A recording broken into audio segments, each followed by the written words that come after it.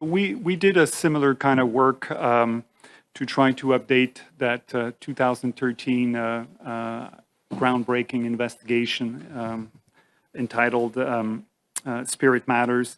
And unfortunately, we found that the overrepresentation of Indigenous people over the last decade has continued to grow. We are now looking at the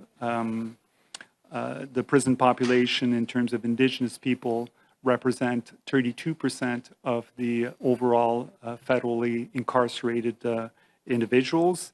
And with respect to women, we, as you know, we sounded the alarm bells when it reached 50% of incarcerated women are Indigenous in federal corrections.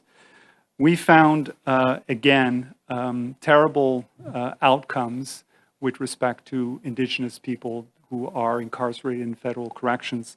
And these included, for example, being overrepresented in use of force, overrepresented in maximum security institution, overrepresented in structured intervention units, which is the former administrative segregation regime.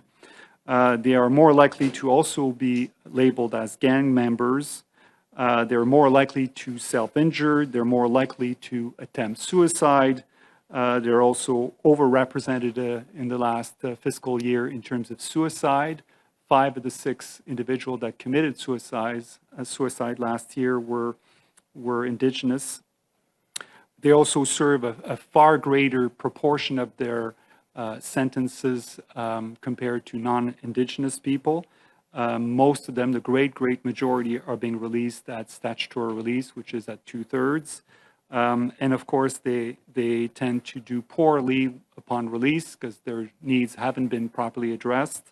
So they are more likely to have their parole revoked, and their rates of recidivism is off the chart, reaching out 65%.